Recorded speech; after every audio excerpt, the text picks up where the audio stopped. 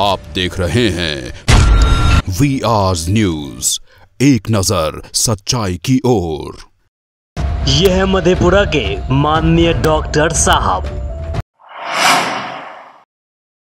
तुमने कैसे बनाया वीडियो मेरा यहीं बैठाइए प्रशासन। तुमने कैसे बनाया वीडियो मेरा यहीं बैठाइए।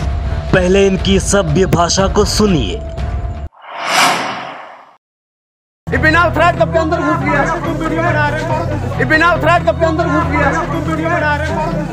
बिना थ्रेड कब के अंदर घुस गया। अब इनकी दबंगई को देखिए। तो यही बोलाइए पहले, यही बोलाइए पहले। साहब के हाव भाव को देखकर ऐसा लग रहा है कि डॉक्टरी के सिलेबस में दवाई और इलाज की बातें कम, परंतु बंदूक एवं गोलियों की बातें ज्यादा लिखी हुई हो। डॉक्टर साहब ने तो मुन्ना भाई MBBS को भी पीछे छोड़ दिया, क्योंकि मुन्ना भाई ने पढ़ाई के दौरान गोली मारने की बातें कतई नहीं की थी। तुमने कैसे बनाया वीडियो मेरा यहीं बैठाइए प्रशासन बोलाइए पहले। बिना थ्रेड कब के अंदर घुस गया, तो यही बोलाइए पहले। आप थोड़ा ठहरिए। बात अगर गोली बंदूक और मुन्ना भाई की हुई है तो डॉक्टर साहब के पास डॉक्टरी की कितनी जानकारी है इसके बारे में भी जान लेते हैं। एक पेशेंट को यूटेरस में प्रॉब्लम हो गया। इनके जैसे किसी सभ्य व्यक्ति ने डॉक्टर साहब के क्लिनिक का पता बता दिया।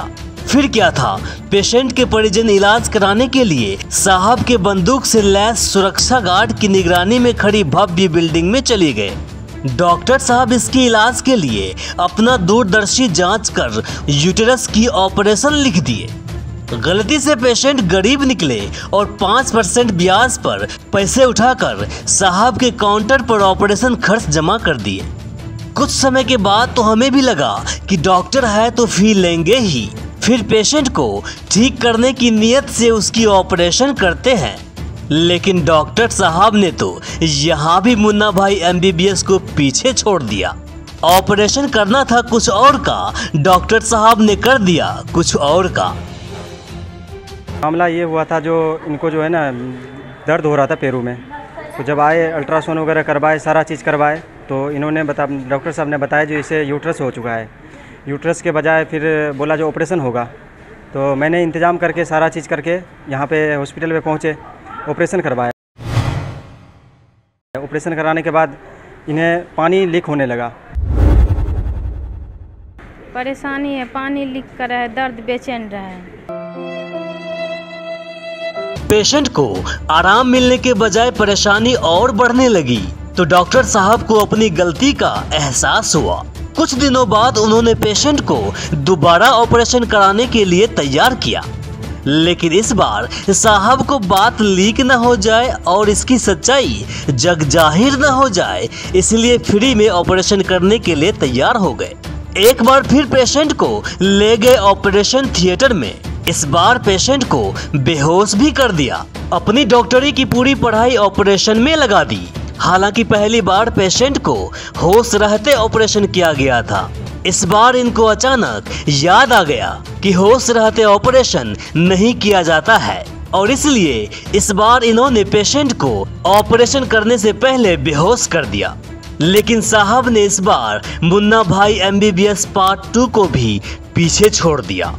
इस बार भी कामयाब नहीं हो पाए और थक हार कर अंत में पेशेंट को पटना में इलाज कराने के लिए रेफर कर दिया। हफ्ते के बाद फिर आए, जब परेशानी होने लगी, इससे पानी बहुत ज़्यादा जा रहा था, और पानी जाने के बाद शरीर के अंदर जो है ना ताकत पूरा मतलब कि एनर्जी ख़त्म हो रहा था। तो रोज़ के रोज़ मतलब कि दर्द से बेचैन रहती है। डॉक्टर साहब तो देखते नहीं थे, क्योंकि परेशानी झेलना तो हमें पड़ता था। इसके बजाय फिर जा कर के लास्ट में कहने लगे जो ऐसे मैटर हो गया, तो इसलिए करके जो है ना इसका थोड़ा परेशानी हो चुकी है, तो इसका ऑपरेशन करेंगे। मैंने बोला ठीक है डॉक्टर साहब कीजिए आप। बोला कोई फीस कोई चार्ज नहीं।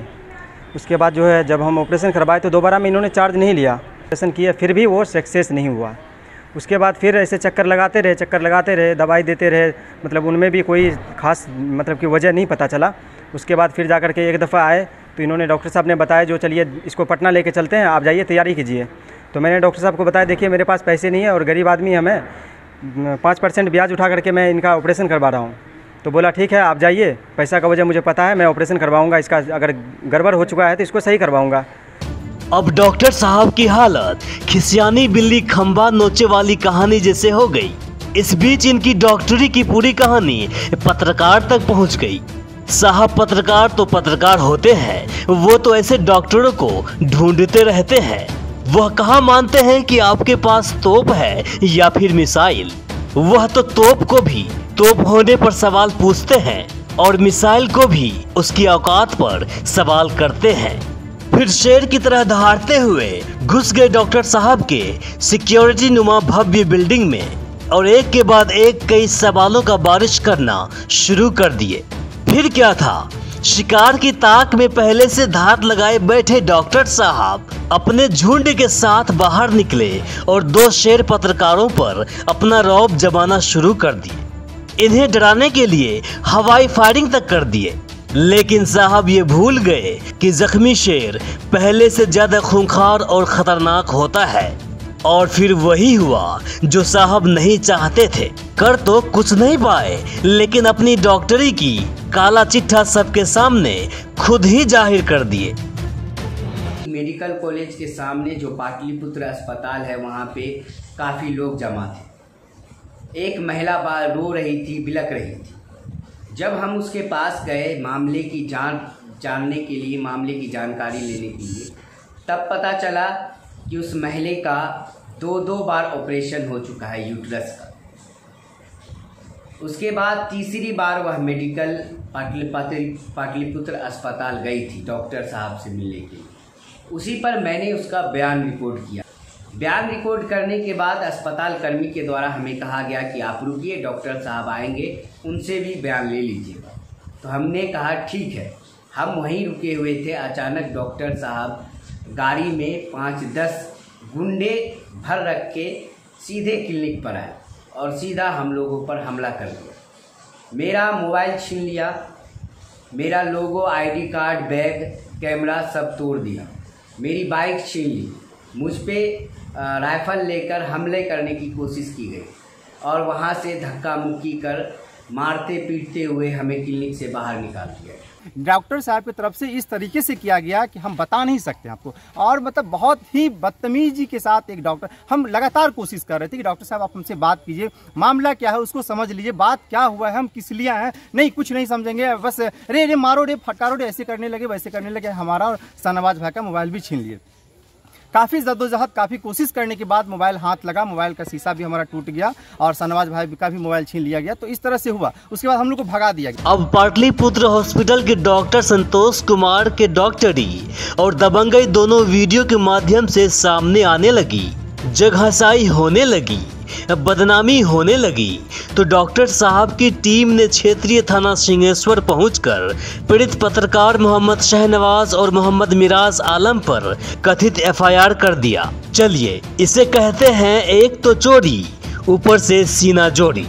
बहरहाल दोनों पत्रकारों के साथ खबर कवरेज करने के दौरान बदतमीजी एवं मारपीट का मामला अब सभी मीडिया संगठनों तक पहुंच चुका है। वहीं मधेपुरा पुलिस प्रशासन भी इस मामले की जानकारी से अवगत हो चुकी है।